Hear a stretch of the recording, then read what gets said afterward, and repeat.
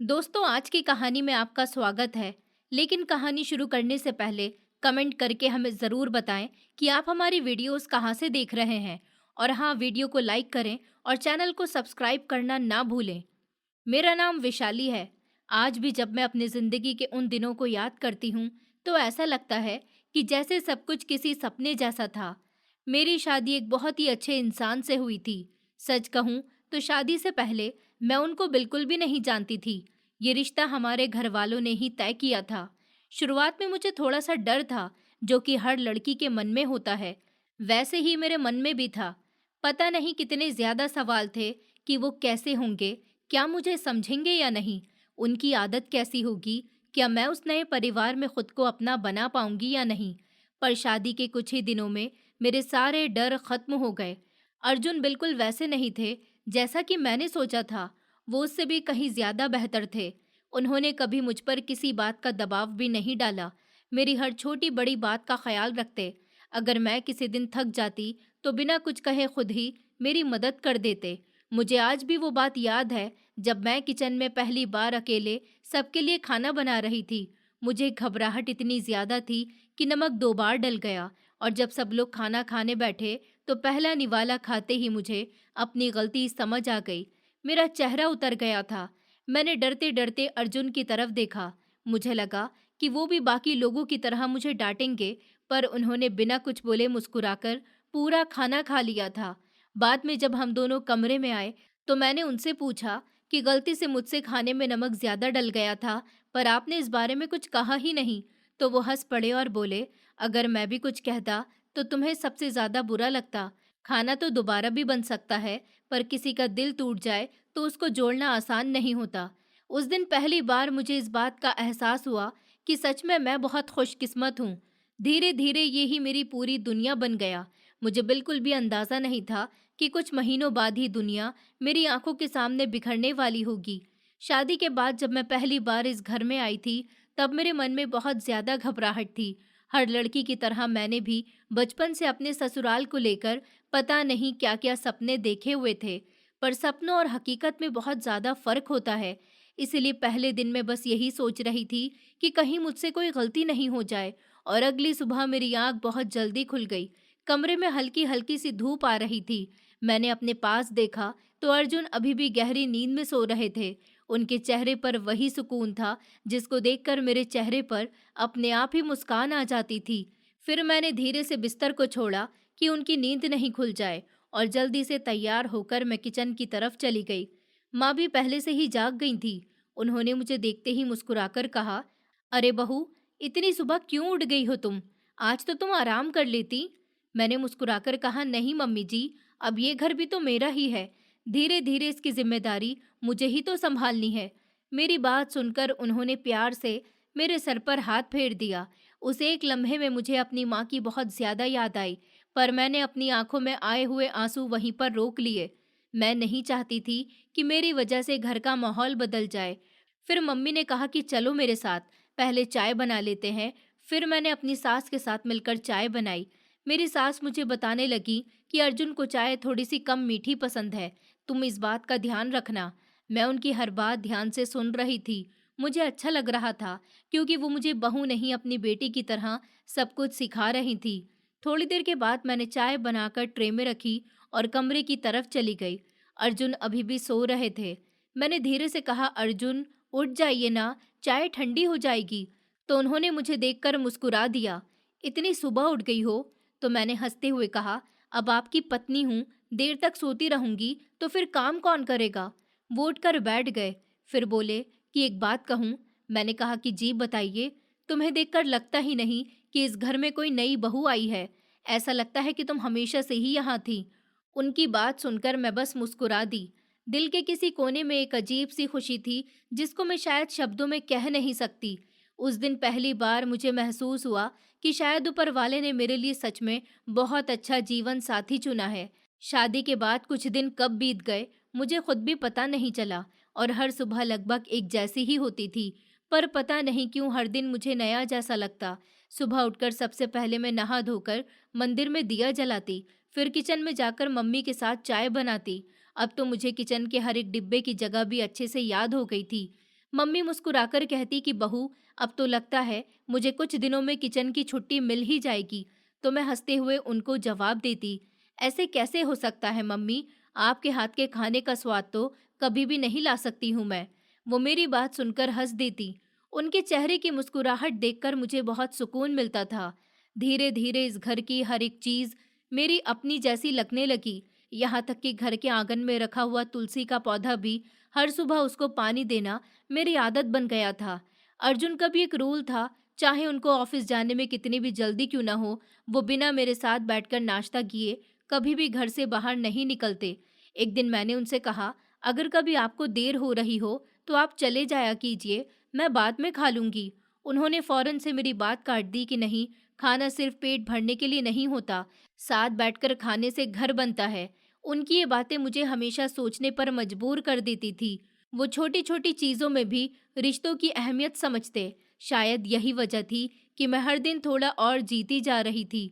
शाम को जब वो ऑफिस से घर लौटते तो सबसे पहले पूरे घर में मुझे आवाज लगाते, वैशाली तुम कहाँ हो? और मैं चाहे किचन में होती या छत पर कपड़े उतार रही होती, उनकी आवाज सुनते ही मुस्कुरा देती।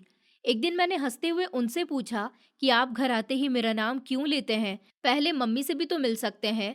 वो बोले, मेरी मम्मी तो मेरी जिंदगी है, पर अब मेरी आदत तुम भी तो बन चुकी हो। उनकी ये बात सुनकर मैं थोड़ी देर के लिए चुप हो गई। दिल की धड़कन जैसे अचानक से तेज हो गई थी। मैंने नजर झुका ली और वो मेरी शक्ल देखकर जोर से हंसने लगे। उस रात जब मैं सोने लगी तो मैं बहुत देर तक छत की तरफ देखते हुए यही सोच रही थी कि क्या हर लड़की की जिंदगी शादी के बाद इतनी खूबसूरत होती है? अगर ऐसा होता तो सच में मैं दुनिया की सबसे खुशकिस्मत लड़की हूँ। मगर मुझे नहीं पता था कि किस्मत जितनी खूबसूरत मुस्कान देती है, उतनी ही बेरहमी से छीन भी लेती है। अब मेरी शादी को लगभग 2 महीने हो गए थे। अपने घर में मैं पूरी तरह से घुल मिल गई थी। ऐसा लगता ही नहीं था कि मैं इस घर में नई आई हूँ। एक शाम अर्जुन ऑफिस से घर लौटे तो उनके चेहरे पर रोज वाली मुस्कान नहीं थी। वो कुछ सोच में डूबे हुए लग रहे थे। मैंने उनसे पूछा कि क्या हुआ, आज ऑफिस में कुछ ज्यादा काम था क्या? तो उन्होंने हल्के से कहा कि नहीं, ऐसी कोई बात नहीं है। मुझे समझ में आ गया कि वो कुछ छुपा रहे हैं। फिर रात को खाना खाने के बाद हम दोनों छत पर बैठे हुए थे। मौसम भी काफी अच्छा था, हल्की हल्की हवा चल रही थी। फिर बैठे बैठे वो कहने लगे कि मैं तुम्हें कुछ बताना चाहता हूँ। उन्होंने कहा कि तुमने कभी मुझसे ये नहीं पूछा कि मेरा कोई भाई या बहन है या नहीं। मैं मुस्कुराई। सच कहूँ तो मन में कई बार सवाल आया था, पर लगा कि जब आपको सही लगेगा तब खुद ही बता देंगे।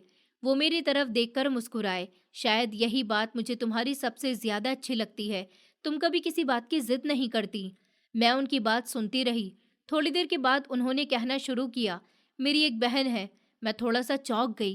क्या सच में? पर मम्मी ने तो मुझे कभी नहीं बताया, और हमारी शादी में भी तो कोई नहीं था। वो बोले कि हाँ, क्योंकि वो मेरी सगी बहन नहीं है, वो मेरी सौतेली बहन है। उसका नाम निशा है। मैंने ध्यान से उनकी बात सुनी। जब मैं बहुत छोटा था तब पापा की पहली शादी से निशा दीदी थी। बाद में उनकी माँ का देहांत हो गया। उसके कुछ साल बाद पापा ने दूसरी शादी की। फिर मेरा जन्म हुआ, मगर हम दोनों ने कभी एक दूसरे को सौतेला नहीं माना था। फिर दीदी की शादी भी जल्द ही हो गई। शादी के बाद वो अपने पति के साथ दूसरे शहर चली गईं। मैंने पूछा कि वो फिर हमारी शादी में क्यों नहीं आई। तब अर्जुन ने थोड़ा उदास होकर कहा कि वो आना तो चाहती थी, पर इस टाइम विक्रम जी का एक्सीडेंट हो गया। उनको ज्यादा चोट तो नहीं आई, पर डॉक्टर ने उनको कुछ हफ्ते आराम करने के लिए कहा था और वो उनको अकेले छोड़कर नहीं आ सकती थी। इसलिए उन्होंने मुझे कई बार फोन करके माफी भी मांगी थी। मैंने धीरे से कहा कि अच्छा कोई बात नहीं, रिश्ते तो वैसे भी दिल से निभाए जाते हैं, सिर्फ शादी में आने से नहीं। तो जब कभी उन्हें मिलना होगा तब मिल लेंगे। मेरी ये बात सुनकर अर्जुन मुस्कुरा दिए। मुझे पता था तुम यही कहोगी। फिर उन्होंने अपना फोन निकालकर मुझे फोटो दिखाए। तस्वीर में अर्जुन, एक लड़की और उसके साथ खड़ा हुआ एक आदमी भी था। ये देखो, ये है निशा दीदी और उनके पति विक्रम जी। मैंने फोटो हाथ में लेकर ध्यान से देखा। निशा दीदी के चेहरे पर हल्की सी मुस्कान थी और विक्रम भी देखने में बिल्कुल आम से सुलझे हुए इंसान लग रहे थे। उनको देखकर मेरे मन में यही ख्याल आया कि बहुत जल्द ही इनसे मुलाकात होगी। मुझे बिल्कुल भी अंदाजा नहीं था कि जिन लोगों को मैं पहली बार फोटो में देखकर अपने परिवार का हिस्सा मान रही हूँ, एक दिन वही लोग मेरी दुनिया उजाड़ने की कोशिश करेंगे। उस रात के बाद मैं अक्सर अर्जुन से निशा दीदी के बारे में पूछ लिया करती थी, पता नहीं क्यों फोटो देखने के बाद मेरे मन में उनसे मिलने की एक बेचैनी सी पैदा हो गई थी। मैंने एक दिन चाय पीते हुए अर्जुन से पूछा कि दीदी से आपकी बात होती रहती है क्या? तब उन्होंने सर हिलाते हुए कहा कि हाँ होती है, पर पहले जैसी नहीं। अपनी जिंदगी में सब बिजी हो जाते हैं, फिर शहर भी इतना दूर है कि चाहकर भी बार बार मिलना नहीं हो पाता। मैंने मुस्कुराकर कहा कि हाँ कोई बात नहीं, जब कभी वो आएंगी मैं उनको इतनी अच्छी तरह रखूंगी कि उनका वापस जाने का मन भी नहीं करेगा। मेरी बात सुनकर अर्जुन हंसने लगे। इतना प्यार मत करना, कहीं सच में यही रहने की जिद की? मैं भी हंसते हुए बोली कि हाँ हाँ, तो वो यहाँ रहेंगी, अच्छा ही है ना, घर में रौनक भी हो जाएगी। अर्जुन बस मुझे देखते रहे। शायद उनको मेरी ये सादगी ही बहुत ज्यादा पसंद थी। मैं हर रिश्ते को पूरे दिल से अपनाना चाहती थी और ऐसे ही दिन बीतते जा रहे थे। सब कुछ ठीक चल रहा था। अर्जुन सुबह ऑफिस चले जाते, मैं घर के सारे काम करती, मम्मी के साथ बैठकर पुरानी बातें करती, तो कभी उनसे नई नई रेसिपी सीखती रहती। शाम को अर्जुन लौटते टाइम हम तीनों के साथ में बैठकर चाय पीते। फिर हम कभी छत पर टहलने चले जाते, कभी हम बाजार में कुछ शॉपिंग करने चले जाते और कभी बिना किसी वजह के देर रात तक यूं ही बातें भी करते रहते। ऐसा लगता था कि जैसे मेरी जिंदगी में अब किसी चीज की कोई कमी ही नहीं रही है। पर एक सुबह सब कुछ बदल गया। मैं किचन में नाश्ता बना रही थी, मम्मी अपने कमरे में पूजा कर रही थी, अर्जुन ऑफिस जाने के लिए तैयार हो रहे थे। तब अचानक से पता नहीं क्यों मेरे सर में हल्का हल्का सा दर्द होने लगा। मैंने सोचा शायद ठीक से नींद नहीं आई, इसीलिए ऐसा लग रहा है। मैंने ज्यादा ध्यान नहीं दिया और फिर से काम में लग गई। पर कुछ मिनट के बाद मेरी आंखों के सामने सब धुंधला धुंधला सा दिखाई देने लगा। मुझे ऐसा लगा जैसे मेरे पैरों के नीचे से जमीन खिसक रही हो। मैंने जल्दी से पास रखे हुए किचन स्लिप का सहारा लिया। इतने में मम्मी की नजर मेरे ऊपर पड़ गई। उन्होंने घबराकर पूछा कि अरे बहू क्या हुआ, तुम्हारा चेहरा इतना पीला क्यों पड़ रहा है? मैंने मुस्कुराने की कोशिश की कि कुछ नहीं मम्मी, शायद थोड़ा चक्कर आ रहा था। पर मेरी बात पूरी भी नहीं हुई कि अचानक से मुझे तेज उल्टी जैसा महसूस होने लगा। मैं भागकर सिंक के पास गई। मम्मी भी मेरे पीछे पीछे आई। उन्होंने मेरे पीठ पर हाथ फेरते हुए कहा, अभी अर्जुन को बुलाती हूँ। उसी टाइम अर्जुन ऑफिस जाने को तैयार होकर बाहर आ रहे थे। मम्मी ने उनसे घबराई हुई आवाज में कहा, अर्जुन जरा जल्दी से आओ, बहू की तबीयत ठीक नहीं लग रही है। अर्जुन दौड़ते हुए किचन में आ गया। मुझे देखकर उनके चेहरे का भी रंग उड़ गया। वो बोले, क्या हुआ तुम्हें, कहीं पर तकलीफ हो रही है? मैंने हल्की आवाज में कहा, पता नहीं, बहुत चक्कर आ रहे हैं। तभी उन्होंने मेरा हाथ पकड़ लिया। चलो अभी हम हॉस्पिटल चलते हैं। मैंने मना भी करा कि नहीं, इतनी भी तबीयत खराब नहीं है, थोड़ी देर में ठीक हो जाऊंगी। पर अर्जुन मेरी एक बात भी सुनने को तैयार ही नहीं थे। बोले कि नहीं, तुम्हारी तबीयत से बढ़कर मेरे लिए कुछ भी नहीं है। उनकी आवाज में घबराहट साफ सुनाई दे रही थी। फिर उन्होंने तुरंत गाड़ी निकाली। मम्मी ने मेरे कंधे पर हाथ रखा और बोली कि घबराना मत बहू, सब कुछ ठीक हो जाएगा। मैं बस चुपचाप सर हिलाकर अर्जुन के साथ हॉस्पिटल गई। वहां पहुंचते ही डॉक्टर ने मेरा चेकअप किया, कुछ टेस्ट करवाए। फिर उन टेस्ट के आने तक हम दोनों बाहर कुर्सी पर ही बैठे हुए थे। अर्जुन बार बार बेचैन होकर कभी मुझे देखते तो कभी डॉक्टर के कमरे की तरफ। तब मैंने उनका हाथ अपने हाथ में लेकर कहा कि इतना फिक्र मत कीजिए, मैं बिल्कुल ठीक हूँ। उन्होंने मेरी तरफ देखा और हल्की सी मुस्कान के साथ बोले, अगर तुम्हें जरा सी भी तकलीफ होती है ना, तो सबसे ज्यादा दर्द मुझे होता है। उनकी बात सुनकर मेरी आंखें भर आईं। नर्स ने हमें डॉक्टर के कमरे में बुलाया। डॉक्टर हमारी रिपोर्ट्स देख रहे थे। फिर उन्होंने मुस्कुराते हुए मेरी तरफ देखा। बोले, मुबारक हो, आप माँ बनने वाली हैं। एक पल के लिए मुझे लगा जैसे मैंने कुछ गलत सुन लिया है। तभी मैंने अर्जुन की तरफ देखा। वो भी बिल्कुल चुप खड़े हुए थे। अर्जुन के चेहरे पर खुशी साफ दिखाई दे रही थी। मैं भी अपनी खुशी रोक ही नहीं पाई। फिर आंखों से आंसू बहने लगे। पर इस बार ये आंसू दुख के नहीं थे, मेरी जिंदगी की सबसे बड़ी खुशी के थे। डॉक्टर के कमरे से बाहर निकलने के बाद भी मुझे यकीन ही नहीं आ रहा था कि मैं सच में माँ बनने वाली हूँ। मैं बार बार अपनी रिपोर्ट्स देख रही थी और फिर अर्जुन के चेहरे की तरफ, क्योंकि वो भी बच्चों की तरह मुस्कुरा रहे थे। अचानक उन्होंने मेरा हाथ पकड़कर कहा, मैं दुनिया का सबसे खुशकिस्मत इंसान हूँ। मैं भी हंसी, इतनी खुशी हो रही है आपको? वैशाली, तुम समझ नहीं सकती, मैं कब से इस वक्त का इंतजार कर रहा था। मैंने उनको छेड़ते हुए कहा कि अच्छा जी, पर अगर हमारी बेटी हो गई तो? उन्होंने इस पर फौरन से कहा, तो मुझसे ज्यादा खुश कोई नहीं होगा, और अगर बेटा हुआ तब भी उतनी ही खुशी होगी। वो बोले कि हाँ, बिल्कुल, क्योंकि मेरे लिए बच्चा नहीं तुम दोनों ज़्यादा ज़रूरी हो। चाहे लड़का हो या लड़की, मुझे इससे कोई फ़र्क नहीं पड़ता। उनकी ये बात सुनकर मैं बस उनको देखती रह गई। हर बार की तरह उन्होंने फिर से मेरा दिल जीत लिया था। ऐसे ही अस्पताल से निकलते टाइम उन्होंने मिठाई की दुकान पर गाड़ी रोक दी। मैंने हैरानी से पूछा कि अभी से मिठाई?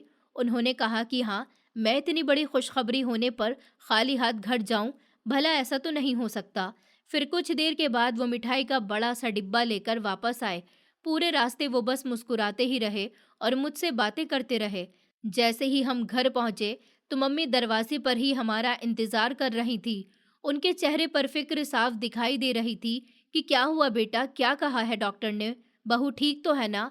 अभी मैं कुछ कहती उससे पहले ही अर्जुन ने मिठाई का डिब्बा मम्मी के हाथों में रख दिया। ये लीजिए मिठाई खाइए। पर किस खुशी में बेटा? पहले तो उनको यकीन नहीं हुआ, फिर उन्होंने मेरी तरफ देखा और अगले ही पल मुझे अपने गले से लगा लिया। उनकी आंखों से आंसू निकलने लगे। वो बार बार ऊपर वाले का नाम ले रही थी। हमारे घर में कितने सालों बाद इतनी बड़ी खुशी आई है। उस दिन पूरे घर में जैसे त्योहार का माहौल महसूस हुआ। उस शाम मैंने इस घर के लोगों को इतना खुश होकर देखा जो सालों से इस परिवार का हिस्सा थे। सबसे पहले आए संजीव काका। वो इस घर में पिछले 25 साल से थे। पहले वो पापा के साथ रहते थे और उनके जाने के बाद भी उन्होंने इस घर का साथ नहीं छोड़ा। बाहर की सारी जिम्मेदारी वही संभालते, सब कुछ वही देखते थे। पर उन्होंने कभी खुद को नौकर नहीं कहा और ना ही इस घर में किसी ने उनको नौकर समझा। मैं तो उनको शुरू से ही संजीव काका कहकर बुलाती थी। वो भी मुझे हमेशा बेटी की तरह मानते। जैसे ही उन्होंने खुशखबरी सुनी, मुस्कुराकर दोनों हाथ जोड़ लिए। आप दोनों हमेशा खुश रहें बिटिया। अब तो इस घर में छोटे मालिक या छोटी मालकिन की भी किलकारियां गूंजेंगी। मैं हंस पड़ी। हमारे घर में एक और भी थी, शांति काकी। वो रोज सुबह को झाड़ू पोछा बर्तन और बाकी सफाई का काम करती। उनकी उम्र जरूर हो गई थी, पर वो काम आज भी बड़े मन से करती थी। मुझे देखते ही हमेशा कहती कि अरे बहू, इतना काम मत किया करो, अभी से ही अपना ध्यान रखा करो। हमें सब पता है, माँ बनने वाली औरत को पहले अपना ख्याल रखना पड़ता है। इसी तरह पूरा घर मेरे लिए फिक्र करने लग गया। कभी कोई मुझे भारी सामान उठाने नहीं देता, तो कभी संजीव काका बिना पूछे फल और नारियल पानी लेकर आ जाते। मुझे लगता था शायद इससे ज्यादा प्यार किसी लड़की को अपने ससुराल में नहीं मिल सकता। धीरे धीरे मेरा 5वां महीना शुरू हो गया। मैं बालकनी में कुर्सी पर बैठी हुई थी। हल्की हल्की सी हवा चल रही थी। अचानक मुझे अपने पेट में बहुत हल्की सी हरकत महसूस हुई। मैं एकदम से चौंक गई। मैंने घबराकर अपने पेट पर हाथ रखा। थोड़ी देर के बाद फिर से वही हल्की सी हरकत हुई। मेरी आंखें खुशी से चमक उठी थी। उसी टाइम अर्जुन ऑफिस से लौटे। मैं लगभग दौड़ते हुए उनके पास गई। अर्जुन, जल्दी से आइए। वो घबरा गए। क्या हुआ? तब मैंने उनका हाथ पकड़कर अपने पेट पर रखा। थोड़ी देर तक तो कुछ नहीं हुआ। फिर अचानक से बच्चे ने फिर से हल्की सी हरकत की तो अर्जुन जैसे वहीं पर ठहर गए। उनकी आंखें बड़ी हो गई थी। क्या ये हमारे बच्चे ने किया है? इस पर मैंने मुस्कुराकर सर हिला दिया। फिर अगले ही पल उन्होंने सर झुकाकर मेरे माथे को चूम लिया। उनकी आंखों में आंसू थे, पर होठों पर मुस्कान भी थी। उस दिन के बाद अर्जुन की एक नई आदत बन गई। हर रात सोने से पहले वो मेरे पास बैठ जाते और मेरे पेट पर हाथ रखकर अपने बच्चे से बातें करते। सुन रहे हो ना जूनियर अर्जुन, अभी से अपनी मम्मी को परेशान मत करना। कभी वो कहते कि अगर मेरी बेटी हुई ना तो बिल्कुल तुम्हारे जैसी ही होगी। फिर वो बोलते अगर बेटा हुआ तो उसको भी मैं अपनी तरह अपनी पत्नी की इज्जत करना सिखाऊंगा। मुझे लगता था शायद इससे अच्छा बाप मेरे बच्चे को कभी नहीं मिल सकता। फिर देखते ही देखते 9 महीने कब पूरे हो गए, किसी को पता ही नहीं चला। एक रात अचानक से मुझे बहुत तेज दर्द शुरू हुआ। अर्जुन एक लम्हे के लिए घबरा गए। संजीव काका ने फौरन से गाड़ी निकाली। मम्मी ऊपर वाले का नाम लेते हुए मेरे साथ बैठ गईं। पूरे रास्ते अर्जुन मेरा हाथ पकड़े हुए थे। बार बार बस एक ही बात बोल रहे थे, कुछ नहीं होगा वैशाली, मैं तुम्हारे साथ हूँ। अस्पताल पहुंचते ही मुझे लेबर रूम में ले जाया गया। बाहर अर्जुन, मम्मी और संजीव काका बेचैनी से इंतजार कर रहे थे। टाइम जैसे रुक सा गया। करीब 2 घंटे के बाद अचानक से पूरे कॉरिडोर में एक नन्हे बच्चे के रोने की आवाज गूंज गई। फिर थोड़ी देर के बाद डॉक्टर बाहर आए। उनके चेहरे पर मुस्कान थी। मुबारक हो, आपके यहाँ बेटा हुआ है। माँ और बच्चा दोनों ही हेल्दी हैं। ये सुनते ही अर्जुन की आंखें भर आईं। माँ ने ऊपर वाले का शुक्र किया और संजीव काका खुशी से बोले, आज तो पूरे मोहल्ले में मिठाई बांटनी होगी। फिर जब मुझे होश आया तो सबसे पहले मेरी नज़र छोटे से चेहरे के ऊपर गई। मेरी बगल में छोटे से कपड़े में लिपटा हुआ प्यारा सा बच्चा गहरी नींद में सो रहा था। मैंने कांपते हुए हाथों से उसके गाल को हल्के से छुआ। इतना छोटा, इतना मासूम, मुझे यकीन ही नहीं हो रहा था कि ये मेरा बेटा है। मेरी आंखों से अपने आप ही आंसू बहने लगे। इतने में अर्जुन कमरे में आए। उनके हाथ में फूलों का छोटा सा गुलदस्ता था। जैसे ही उनकी नज़र मेरे ऊपर पड़ी, वो मुस्कुराकर धीरे से मेरे पास आकर बोले, कैसी हो? अब कैसा महसूस हो रहा है? मैंने मुस्कुराकर कहा कि जी, अब तो ठीक हूँ। फिर मेरी नज़र बच्चे पर गई। मैंने धीरे से कहा, देखिए कितना प्यारा है ना हमारा बेटा। तब अर्जुन ने प्यार से बच्चे को गोद में उठाया। उस वक्त मुझे ऐसा लगा जैसे ऊपर वाले ने मेरी झोली खुशियों से भर दी है। फिर 3 दिन बाद हमें अस्पताल से छुट्टी मिल गई। जैसे ही हम घर पर गए, दरवाजे पर रंगोली बनी हुई थी, फूलों की लड़ियां लगी हुई थी। शांति काकी आरती की थाली लेकर खड़ी हुई थी। मम्मी ने बच्चे को गोद में लिया और उसकी नज़र उतारी। फिर धीरे से बोली कि मेरे पोते का इस घर में स्वागत है। संजीव काका बाहर खड़े हुए मुस्कुरा रहे थे। उन्होंने जैसे ही बच्चे को देखा तो बोले, इनकी आंखें बिल्कुल छोटे मालिक के जैसी हैं। ये सुनकर सब मुस्कुराने लगे। थोड़ी देर के बाद नाम रखने की बात शुरू हुई। मम्मी बोली कि नाम ऐसा होना चाहिए जिसको सुनते ही मन खुश हो जाए। अर्जुन ने मेरी तरफ देखा। वैशाली, तुम बताओ, तुम्हें कौन सा नाम पसंद है? मैंने पहले तो मना किया कि नहीं, आप लोग खुद रख लीजिए, पर अर्जुन नहीं माने। फिर बहुत देर तक हम सब अलग अलग नाम सोचते रहे और अचानक मेरी नज़र हमारे बेटे के ऊपर गई। वो नींद में भी हल्का सा मुस्कुरा रहा था। मैंने जब धीरे से कहा कि प्रेम, फिर सबने मेरी तरफ देखा। मैंने कहा, पता नहीं क्यों मुझे ये नाम बहुत अच्छा लग रहा है। तो अर्जुन ने तुरंत से कहा, तो बस तय हो गया, आज से इसका नाम प्रेम है। मम्मी ने भी खुशी से हामी भर दी और इस तरह से हमारे बेटे का नाम प्रेम रखा गया। टाइम किसी के लिए नहीं रुकता। देखते ही देखते प्रेम 6 महीने का भी हो गया, फिर 1 साल का, और कब वो 2.5 साल का हो गया पता ही नहीं चला। पूरे घर में उसकी शरारती आवाज़ें गूंजती रहती थी। कभी वो पूरे दिन आंगन में गेंद लेकर भागता रहता, तो कभी मेरी चुन्नी पकड़कर मुझे परेशान करता, और कभी अर्जुन के जूते पहनकर पूरे घर में इतराते हुए घूमता। अब मुझे लगता था कि मेरी जिंदगी पूरी हो गई है, पर किस्मत अक्सर वहीं वार करती है जहां इंसान सबसे ज्यादा खुश होता है। हमारा प्रेम अब 2.5 साल का हो गया था। उसकी मासूम सी बातें सबको हंसा देती। सुबह के वक्त मेरी नींद अब अलार्म से नहीं, बल्कि उसकी मीठी सी आवाज़ से खुलती थी। वो मेरे ऊपर चढ़कर मेरे गाल पर छोटी सी किस्सी देता, फिर कहता, मम्मी भूख लग रही है। मैं उसको गोद में उठा लेती और कहती कि चलो, आज मेरे राजा बेटे के लिए कुछ अच्छा सा खाना बनाती हूँ। वो रोज़ नया जवाब देता। मुझसे बोलता कि मम्मी आलू का पराठा खाऊंगा, तो कभी कभी सूजी का हलवा बनवाता, और अगर उसका मन ज़्यादा अच्छा होता तो फिर कहता कि जो भी मेरी मम्मी बनाएंगी मैं वही खा लूँगा। उसकी बात सुनकर मेरा दिल भर आता था। अर्जुन भी पहले से ज़्यादा बिजी रहने लगे। उनका काम ज़्यादा बढ़ गया था, पर चाहे कितनी भी देर हो जाए, वो घर आते ही सबसे पहले प्रेम को अपनी गोद में उठा लेते। अगर प्रेम सो गया होता तो वो उसको जगाते भी नहीं, बस उसके माथे पर प्यार से हाथ फेरकर मुस्कुराते। एक दिन मैंने उनसे कहा, इतनी देर से आते हैं आप, फिर भी सबसे पहले प्रेम के पास ही चले जाते हैं, थोड़ी देर आराम तो कर लिया करें। तब उन्होंने मेरी तरफ देखकर कहा, क्योंकि पूरा दिन इसी लम्हे का तो मैं इंतज़ार करता हूँ कि कब मैं घर जाऊँ और कब अपने बेटे के साथ खेलूँ।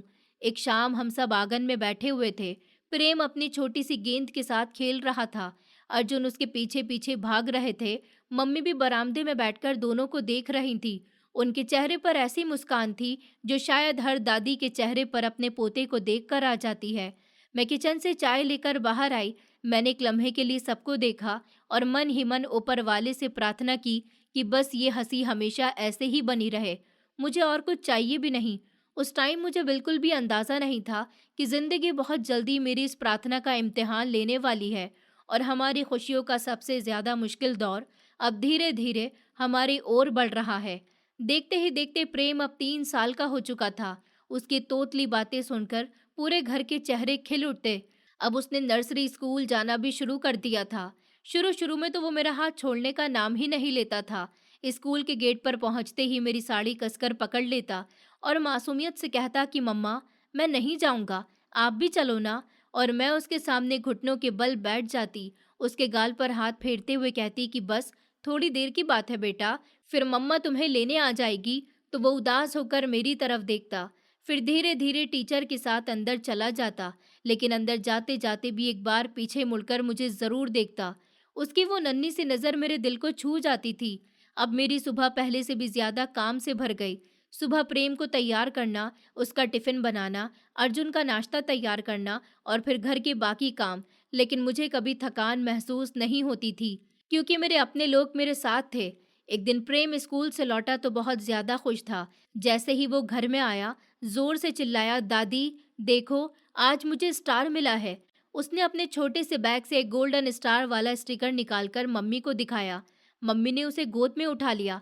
अरे वाह, मेरा पोता तो बहुत होशियार है। ये सुनकर प्रेम खिलखिलाकर हंसने लगा।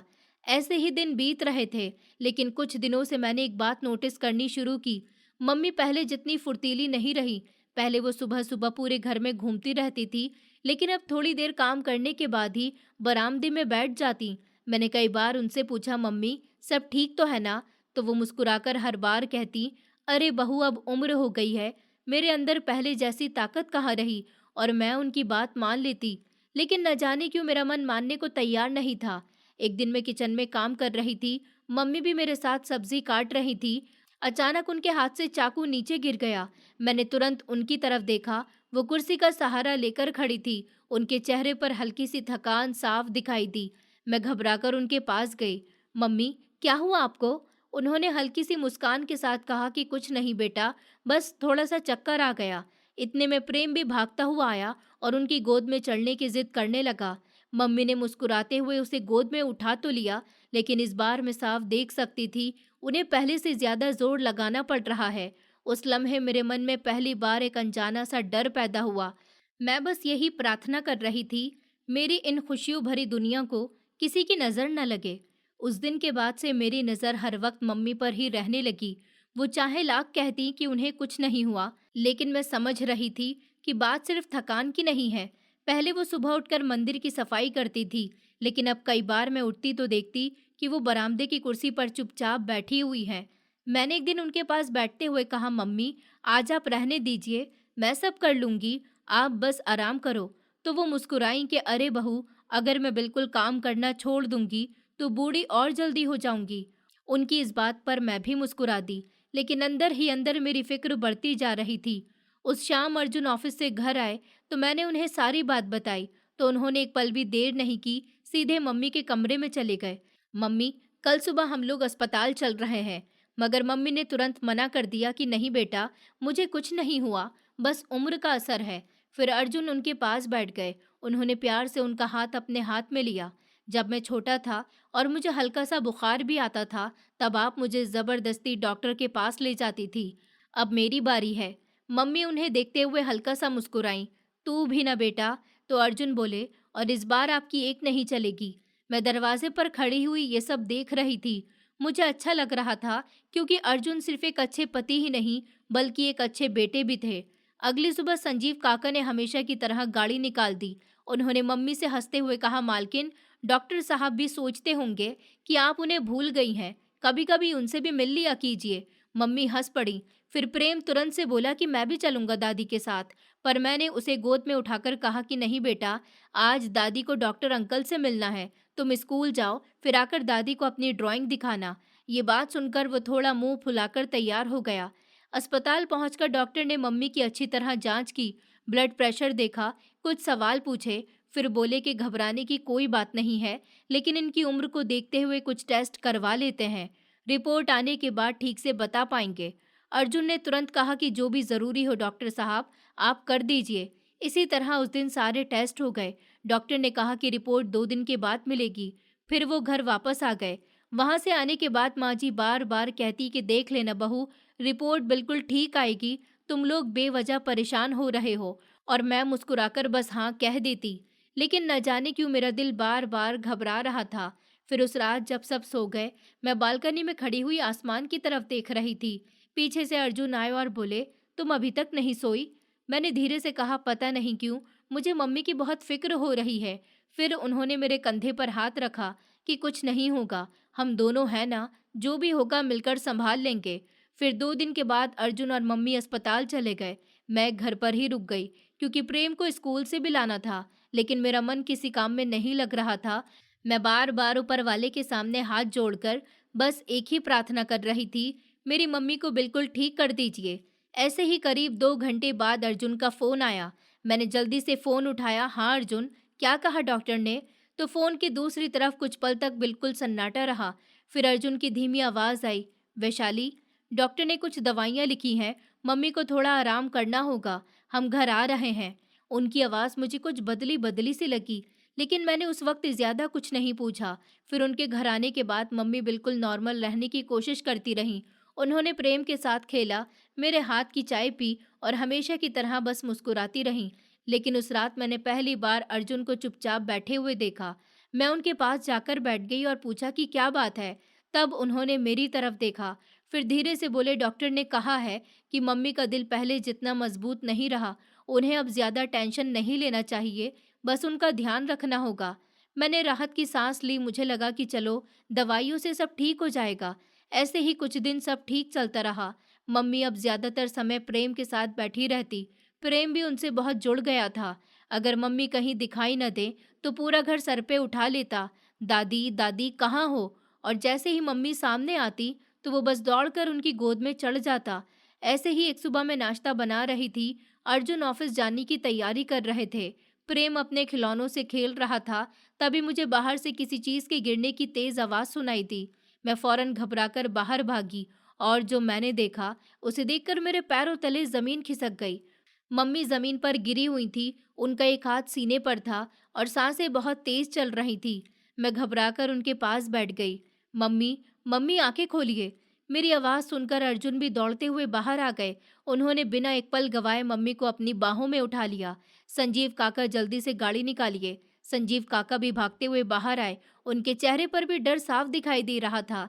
कुछ ही मिनटों में हम अस्पताल के लिए निकल गए। फिर पूरे रास्ते में पीछे की सीट पर मम्मी का हाथ पकड़े बैठी रही। मैं उनसे बार बार कह रही थी कि मम्मी, कुछ नहीं होगा आपको, बस थोड़ी देर और। लेकिन वो कुछ बोल नहीं पा रही थी, उनकी आंखें बस अर्जुन को देख रही थी। अस्पताल पहुंचते ही डॉक्टर उन्हें अंदर ले गए। हम तीनों बाहर खड़े थे। प्रेम कुछ भी नहीं समझ पा रहा था। वो बार बार मुझसे पूछ रहा था, मम्मा, दादी कब आएंगी? मगर मेरे पास उसके सवाल का कोई जवाब नहीं था। फिर करीब आधे घंटे बाद ऑपरेशन थिएटर का दरवाज़ा खुला। डॉक्टर बाहर आए। उनके चेहरे की संजीदगी देखकर मेरा दिल जोर जोर से धड़कने लगा। उन्होंने अर्जुन के कंधे पर हाथ रखा और बहुत धीरे से कहा कि हमें अफसोस है, हमने पूरी कोशिश की, लेकिन हम उन्हें बचा नहीं सके। ये सुनते ही अर्जुन जैसे वहीं पत्थर बन गए। उनकी आंखों से आंसू भी नहीं निकले। मैं वहीं जमीन पर बैठ गई, जैसे मेरा सब कुछ खत्म हो गया हो। और प्रेम, वो अभी भी मासूमियत से अस्पताल के दरवाजे की तरफ देख रहा था। उसे अब भी यही लग रहा था कि उसकी दादी अभी बाहर आ जाएंगी और उसे गोद में उठा लेंगी। लेकिन इस बार वो इंतजार कभी पूरा नहीं होने वाला था। मम्मी के जाने के बाद ऐसा लग रहा था कि जैसे इस घर की सारी रौनक एक ही पल में कहीं खो गई हो। कल तक जिस आंगन में प्रेम की हंसी गूंजती थी, आज वहीं सन्नाटा छाया हुआ था। घर में आने जाने वाले लोगों का सिलसिला शुरू हो गया। आस पड़ोस के लोग, रिश्तेदार, सब मम्मी को अंतिम श्रद्धांजलि देने आ रहे थे। लेकिन अंतिम संस्कार अभी नहीं किया गया, क्योंकि सब एक ही बात कह रहे थे कि निशा को खबर दे दी गई है, वो बहुत दूर रहती है, उसके आने का थोड़ा इंतजार तो करना ही होगा ना, आखिर वो भी इस घर की बेटी है। मैंने ये बात सुनी तो मुझे याद आया, अर्जुन ने शादी के कुछ दिनों बाद अपनी सौतेली बहन के बारे में बताया तो था, लेकिन आज तक मेरी उनसे मुलाकात नहीं हुई थी। अर्जुन ने उसी दिन उन्हें फ़ोन कर दिया। फ़ोन पर उनकी आवाज़ कांप रही थी। उन्होंने सिर्फ इतना कहा कि दीदी, मम्मी नहीं रहीं। इसके आगे वो कुछ बोल ही नहीं पाए। उधर से शायद निशा भी ज़ोर-ज़ोर से रोने लगी थी। उन्होंने कहा कि वो और विक्रम जितनी जल्दी हो सके निकल रहे हैं, लेकिन उनका शहर बहुत दूर था, उन्हें यहाँ पहुँचने में लगभग 1.5 दिन लगने वाला था। इसीलिए सबने फैसला किया कि अंतिम संस्कार निशा के आने के बाद ही होगा। वो 1.5 दिन बहुत भारी थे। अर्जुन किसी से ज़्यादा बात नहीं कर रहे थे। वो बस चुपचाप मम्मी के पास बैठ जाते और उन्हें देखते रहते। कई बार मुझे लगता वो अभी भी यकीन नहीं कर पा रहे हैं कि मम्मी अब इस दुनिया में नहीं है। मैं भी उन्हें देखकर टूट जाती, लेकिन मुझे खुद को संभालना पड़ रहा था, क्योंकि अब प्रेम भी था। उसे समझ ही नहीं आ रहा था कि घर में इतना सन्नाटा क्यों है। वो बार बार मुझसे पूछता कि मम्मा, दादी उठ क्यों नहीं रही। उसके इस सवाल का जवाब देते हुए हर बार मेरा गला भर आता। मैं उसे बस सीने से लगा लेती। संजीव काका ने उन 1.5 दिनों में घर की सारी जिम्मेदारी अपने कंधों पर उठा ली थी। जो भी रिश्तेदार आते उनका ध्यान वही रखते, बाहर के सारे इंतजाम भी वही कर रहे थे। कई बार मैंने उन्हें चुपके से आंसू पोंछते हुए भी देखा। शायद उन्होंने सिर्फ इस घर में काम ही नहीं किया, उन्होंने इस परिवार को जिया भी था। अगले दिन शाम होने ही वाली थी, तभी घर के बाहर एक सफेद रंग की कार आकर रुकी। घर में बैठे सभी लोगों की नजर उसी तरफ चली गई। कार का दरवाजा खुला, सबसे पहले एक औरत बाहर उतरी। उसकी आंखें रो रो कर सूज चुकी थी। वो बिना कुछ देखे सीधे घर की तरफ भागी। उसे देखते ही किसी रिश्तेदार ने धीमे से कहा, देखो, निशा आ गई। उसके पीछे पीछे उसका पति विक्रम भी कार से उतरा। उसने सफेद कुर्ता पहन रखा था, चेहरे पर उदासी थी और आंखों में आंसू भी दिखाई दे रहे थे। उसे देखकर कोई भी यही कहता कि वो अपनी सास के जाने से बहुत दुखी है, लेकिन मुझे क्या पता था कि ये वही इंसान है जो कुछ महीनों के बाद हमारी पूरी जिंदगी तबाह करने की साजिश रचेगा। फिर निशा जैसे ही अंदर आई, वो मम्मी के पास बैठकर फूट फूट कर रोने लगी। माँ, एक बार तो मेरा इंतजार कर लेती आप। उसकी आवाज़ सुनकर वहां मौजूद हर इंसान की आंखें नम हो गईं। मैं भी पहली बार उससे मिली। उस वक्त मुझे उसके लिए सिर्फ हमदर्दी महसूस हुई, क्योंकि मुझे लगा कि एक बेटी ने अपनी माँ को खो दिया। पर यही मेरी सबसे बड़ी भूल थी। आखिरकार मम्मी का अंतिम संस्कार उस शाम पूरा हुआ। पूरा घर सन्नाटे में डूबा हुआ था। अर्जुन अब बहुत कम बोलते, ज्यादातर समय वो चुपचाप बरामदे में बैठे रहते। मैं अच्छे से समझ सकती थी कि एक बेटे के लिए माँ को खोना कितना बड़ा दर्द होता है। निशा और विक्रम ने वापस जाने की कोई जल्दी नहीं दिखाई। पहले तो मुझे लगा शायद अर्जुन को इस मुश्किल समय में अकेला नहीं छोड़ना चाहते होंगे। एक शाम मैंने खुद ही निशा से कहा, दीदी, आप लोग कुछ दिन और यहीं रुक जाइए, अर्जुन को भी अच्छा लगेगा। तब निशा ने मेरी तरफ देखा और बोली, हाँ विशाली, अभी इस हालत में हम उसे अकेला छोड़कर तो नहीं जा सकते। उसकी बात सुनकर मुझे बहुत अच्छा लगा। मुझे लगा सचमुच उसे अपने भाई की फिक्र है। लेकिन धीरे धीरे मैंने एक बात नोटिस करनी शुरू की। विक्रम का ध्यान घर के लोगों से ज्यादा घर की चीजों पर रहता था। कभी वो पूरे आंगन में घूमते हुए हर कोने को ध्यान से देखते, कभी स्टोर रूम तक चले जाते, कभी छत पर खड़े होकर पूरे मकान को देर तक देखते। शुरू में तो मैंने इस बात पर ज्यादा ध्यान नहीं दिया। मुझे लगा शायद पहली बार इतने दिनों के लिए यहाँ रुके हैं, इसलिए घर को देख रहे होंगे। एक दिन मैं जब चाय बना रही थी, विक्रम भी वहीं किचन आ गए। उन्होंने मुस्कुराकर पूछा, विशाली, ये घर कितने साल पुराना है वैसे? तो मैंने सोचते हुए जवाब दिया, शायद बहुत पुराना है, पापा ने ही बनवाया था। उन्होंने फिर पूछा, काफी बड़ा घर है, इसकी देखभाल में तो बहुत खर्चा आता होगा। मुझे उनका सवाल थोड़ा अजीब लगा, लेकिन मैंने फिर भी कहा कि हाँ, लेकिन अर्जुन सब संभाल लेते हैं। फिर उन्होंने हल्की सी मुस्कान दी कि अच्छा है। इतना कहकर वो बाहर चले गए। उनके जाने के बाद भी न जाने क्यों उनके सवाल मेरे दिमाग में घूमते रहे। उस रात मैं पानी लेने नीचे आई थी, किचन की लाइट जल रही थी। मुझे लगा शायद शांति काकी बंद करना भूल गई होंगी, लेकिन अंदर जाकर देखा तो वहां कोई नहीं था। उसी वक्त मुझे स्टोर रूम की तरफ से बहुत धीमी आवाजें सुनाई दी। मैंने ध्यान से सुनने की कोशिश की, लेकिन शब्द साफ नहीं सुनाई दे रहे थे। मैं जैसे ही उधर बढ़ने लगी, अचानक आवाजें बंद हो गईं। अगले ही पल विक्रम बाहर निकले। उन्होंने मुझे देखकर हल्की सी मुस्कान दी। अरे तुम अभी तक सोई नहीं? तो मैंने कहा कि हाँ, मैं जरा पानी लेने आई थी। और आप नहीं सोए अब तक? तो उन्होंने बिना झिझके जवाब दिया, मुझे भी बस नींद नहीं आ रही थी, इसीलिए ऐसे ही घूम रहा था। मैंने भी ज्यादा कुछ नहीं पूछा। अगले कुछ दिनों में मैंने एक और बात देखी। विक्रम अक्सर अर्जुन से बिजनेस की बातें करने लगे थे। ये जमीन कितनी होगी? तुम्हारा ऑफिस अपना है या किराए का है? पापा ने कोई वसीयत बनाई थी क्या? मुझे ये सवाल बिल्कुल भी अच्छे नहीं लगे, लेकिन अर्जुन बहुत सीधे स्वभाव के थे। उन्हें किसी पर शक करना आता ही नहीं था। वो हर सवाल का जवाब बड़े आराम से दे देते, और मैं भी यही सोचती रही कि शायद जीजा जी सिर्फ घर के बड़े होने के नाते ही ये सब पूछ रहे हैं। मगर मुझे कहाँ पता था कि ये सवाल सिर्फ जानकारी के लिए नहीं पूछे जा रहे। मम्मी को गए हुए अब लगभग 1 महीना हो चुका था। निशा दीदी और विक्रम जी अब भी हमारे घर पर ही थे। मैंने कई बार अर्जुन से कहा भी कि दीदी लोग अभी तक गए नहीं। इस पर अर्जुन ने धीरे से कहा, विशाली, ये घर दीदी का भी तो है, अभी उनका मन नहीं होगा जाने का, कुछ दिन और रह लेने दो। इसलिए मैंने भी दोबारा कभी कुछ नहीं कहा। उस सुबह सब कुछ बिल्कुल नॉर्मल था। प्रेम स्कूल जाने के लिए तैयार हो रहा था। वो अपनी छोटी सी पानी की बोतल लेकर पूरे घर में दौड़ रहा था। अर्जुन ने उसे गोद में उठाकर उसके गाल पर प्यार किया। फिर अर्जुन मेरे पास आए, धीरे से बोले, विशाली, आज शायद ऑफिस से थोड़ा लेट हो जाऊं, एक ज़रूरी मीटिंग है। मैंने मुस्कुराकर कहा कि अच्छा ठीक है, लेकिन खाना समय पर खा लीजिएगा। उन्होंने हमेशा की तरह मेरे माथे को हल्के से छुआ और घर से निकल गए। मगर मुझे क्या पता था कि ये आखिरी बार था जब मैंने उन्हें अपने पैरों पर चलते हुए देखा। अर्जुन के जाने के लगभग आधे घंटे के बाद विक्रम भी जल्दी जल्दी तैयार होने लगे। मैंने पूछा, जीजा जी आप कहाँ जा रहे हैं? इस पर उन्होंने बिना मेरी तरफ देखे जवाब दिया कि हाँ, बस थोड़ा काम है। इतना कहकर वो भी घर से निकल गए। उस समय मुझे ये बिल्कुल अजीब नहीं लगा। मैं अपने रोज के कामों में लग गई। शांति काकी घर के कामों में मेरी मदद कर रही थी, संजीव काका बाजार गए हुए थे और प्रेम भी स्कूल चला गया। घर में अब एक अजीब सी खामोशी थी। दोपहर के लगभग 1:30 बजे होंगे। मैं कपड़े तय कर रही थी, तभी मेरा फोन बजा। स्क्रीन पर एक अनजान नंबर था। मैंने फोन उठाया। हेलो। तो उधर से घबराई हुई आवाज आई कि आप अर्जुन जी की पत्नी बोल रही हैं। मेरा दिल एकदम से धड़क उठा कि जी जी, क्या हुआ? उस आदमी ने जल्दी जल्दी कहा कि मैडम, अर्जुन जी का बहुत बड़ा एक्सीडेंट हो गया है। हम उन्हें सिटी हॉस्पिटल लेकर आए हैं। आप जितनी जल्दी हो सके पहुंच जाइए। मेरे हाथ से फोन लगभग छूट गया। मेरे कानों में सिर्फ एक ही शब्द गूंज रहा था, एक्सीडेंट। मुझे ऐसा लगा जैसे मेरे पैरों के नीचे से जमीन खिसक गई हो। मैंने कांपती हुई आवाज में बस इतना पूछा, वो ठीक तो है ना? लेकिन उधर से सिर्फ इतना जवाब मिला, मैडम आप जल्दी अस्पताल पहुंचिए। और बस फोन कट गया। मेरे हाथ कांप रहे थे और आंखों के सामने अंधेरा सा छाने लगा। मैं जोर से चिल्लाई, दीदी, जीजा जी। लेकिन घर में सिर्फ निशा थी। विक्रम तो पहले ही बाहर जा चुके थे। मेरे हाथ पैर कांप रहे थे। मुझे समझ नहीं आ रहा था कि मैं क्या करूं। मैंने जल्दी से संजीव काका को फोन किया। फोन उठते ही मैंने रोते हुए कहा, काका, अर्जुन का एक्सीडेंट हो गया, वो अस्पताल में है। मेरी बात सुनते ही उधर कुछ पल के लिए सन्नाटा छा गया।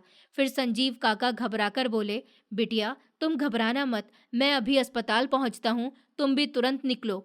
मैंने जल्दी जल्दी प्रेम को शांति काकी के पास छोड़ा। वो भी घबरा गई थी। उन्होंने मेरा हाथ पकड़कर कहा, बिटिया ऊपर वाले पर भरोसा रखो, सब ठीक होगा। मैं प्रेम का ध्यान रखूंगी, तुम बेफिक्र होकर जाओ। मैंने बिना कुछ कहे सर हिला दिया। मेरी आंखों से आंसू लगातार बह रहे थे। जब मैं अस्पताल पहुंची तो देखा संजीव काका पहले से वहां मौजूद थे। उन्होंने मुझे संभालने की कोशिश की, लेकिन मेरी नज़र सिर्फ एक जगह थी, ऑपरेशन थिएटर। उसके बाहर लाल बत्ती जल रही थी। मैं वहीं बैठ गई। हर गुजरता हुआ सेकंड मुझे एक साल जितना लंबा लग रहा था। फिर करीब 3 घंटे के बाद ऑपरेशन थिएटर का दरवाज़ा खुला। डॉक्टर बाहर आए। मैं दौड़कर उनके पास पहुंची। डॉक्टर साहब, अर्जुन कैसे हैं? डॉक्टर ने गहरी सांस ली। ऑपरेशन तो सफल हो गया। उनकी ये बात सुनकर मुझे थोड़ी राहत मिली, लेकिन अगले ही पल उन्होंने जो कहा उसे सुनकर मेरी पूरी दुनिया बिखर गई। सर पर गहरी चोट लगने की वजह से वो कोमा में चले गए हैं। मुझे लगा जैसे किसी ने मेरे कानों में उबलता हुआ शीशा डाल दिया हो। मैं वहीं फर्श पर बैठ गई। मेरे मुंह से बस एक ही शब्द निकला, नहीं। डॉक्टर ने कहा, अभी कुछ नहीं कहा जा सकता, उन्हें होश आने में कुछ दिन भी लग सकते हैं, कुछ महीने भी। और वो आगे कुछ नहीं बोले, लेकिन मैं समझ गई थी उनकी अधूरी बात का मतलब क्या था। जब पहली बार मैंने अर्जुन को आईसीयू के शीशे के पीछे से देखा तो मेरे आंसू रुक ही नहीं रहे थे। उनके पूरे शरीर पर पट्टियां बंधी थीं, हाथों में सुइयां लगी थी और चारों तरफ मशीनें जो लगातार आवाज कर रही थी। मैंने शीशे पर अपना हाथ रख दिया और रोते हुए बस इतना कहा, अर्जुन प्लीज आंखें खोलिए ना, देखिए मैं आ गई हूँ। लेकिन इस बार मेरी आवाज उन तक नहीं पहुंची। उसी शाम निशा और विक्रम भी अस्पताल पहुंच गए। निशा मुझे गले लगाकर रोने लगी, लेकिन विक्रम के चेहरे पर वो बेचैनी नहीं थी जो एक जीजा के चेहरे पर होनी चाहिए थी। वो बार बार डॉक्टर से अर्जुन की हालत कम और अब आगे क्या होगा जैसे सवाल कुछ ज्यादा ही पूछ रहा था। उस वक्त मैंने इस बात पर ध्यान नहीं दिया। मैं तो बस अपने पति को बचाने की प्रार्थना कर रही थी। अर्जुन के कोमा में जाने के बाद मेरी पूरी दुनिया बदल गई। मैं सुबह अस्पताल जाती और घर का खर्च चलाने के लिए एक प्राइवेट कंपनी में नौकरी भी करने लगी। मेरी रूटीन बस यही बनकर रह गई थी। उधर निशा और विक्रम ने भी अपने घर वापस जाने का नाम नहीं लिया। शुरुआत में मुझे लगा कि वो हमारी मदद के लिए रुके हैं, लेकिन धीरे धीरे उनका व्यवहार बदलने लगा। अब घर के हर फैसले में विक्रम अपनी राय देते। बैंक के कागज, प्रॉपर्टी की फाइलें, अर्जुन का ऑफिस, हर चीज में उनकी दिलचस्पी बढ़ती जा रही थी। एक दिन मैंने देखा कि वो अर्जुन की अलमारी खोलकर कुछ कागज देख रहे हैं और मुझे देखकर बोले कि मैं तो बस जरूरी फाइल ढूंढ रहा था। मैंने कुछ नहीं कहा, पर अर्जुन की तरफ से उम्मीद नहीं छोड़ी थी। हर रोज अस्पताल जाकर उनसे बातें करती। डॉक्टर भी कहते थे कि उम्मीद अभी बाकी है। लेकिन इस बीच विक्रम और निशा का असली चेहरा सामने आने लगा। वो मुझे ताने देने लगे कि कब तक इस पर पैसा खर्च करोगी। डॉक्टर भी तो कोई गारंटी नहीं दे रहे हैं कि वो ठीक होगा या नहीं। और मैं हर बार बस एक ही जवाब देती, जब तक उनकी सांस है तब तक उम्मीद है।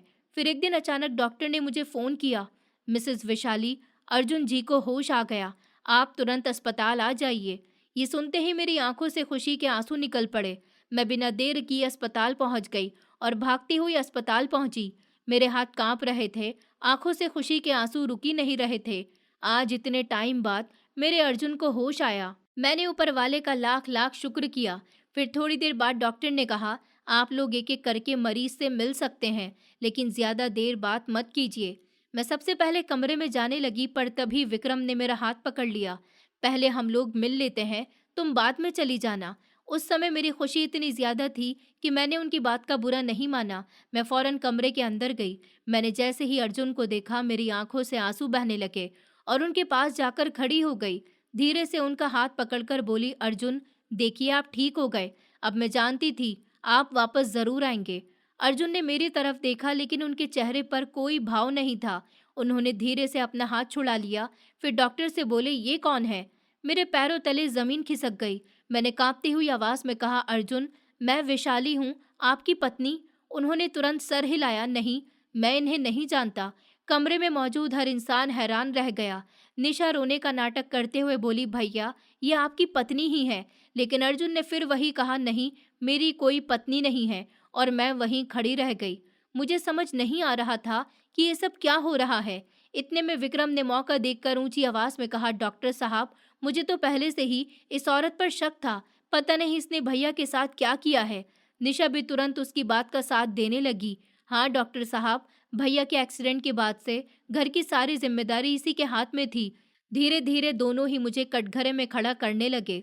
कुछ रिश्तेदार भी उनकी बातें सुनकर मुझे शक भरी नजरों से देखने लगे। विक्रम ने पहले से ही पुलिस को बुला रखा था। थोड़ी देर में पुलिस भी अस्पताल पहुंच गई। उन्होंने मुझसे कुछ सवाल पूछे। मैं बार बार बस यही कह रही थी कि मैंने कुछ नहीं किया, मैं तो कब से इनकी सेवा कर रही हूँ। लेकिन उस समय मेरी बात सुनने वाला कोई नहीं था। जब पुलिस मुझे अपने साथ ले जाने लगी, तभी अचानक अर्जुन ने मेरा हाथ कसकर पकड़ लिया। सबको लगा शायद उन्हें कुछ याद आ गया है, लेकिन उन्होंने किसी की नज़र बचाकर मेरी मुट्ठी में एक छोटी सी मुड़ी हुई पर्ची रख दी और फिर ऐसे लेट गए जैसे कुछ हुआ ही न हो। मैं कुछ समझ ही नहीं पाई। पुलिस मुझे अस्पताल से लेकर चली गई। थाने पहुंचने के बाद लेडीज पुलिस ने कहा, तुम्हारे खिलाफ कोई पक्का सबूत नहीं है, पूछताछ के बाद तुम्हें छोड़ दिया जाएगा। मैंने राहत की सांस ली। जैसे ही मैं अकेली हुई, मैंने अपनी मुट्ठी खोली। वही छोटी सी पर्ची जो अर्जुन ने मुझे दी थी। कांपते हाथों से मैंने उसे खोला।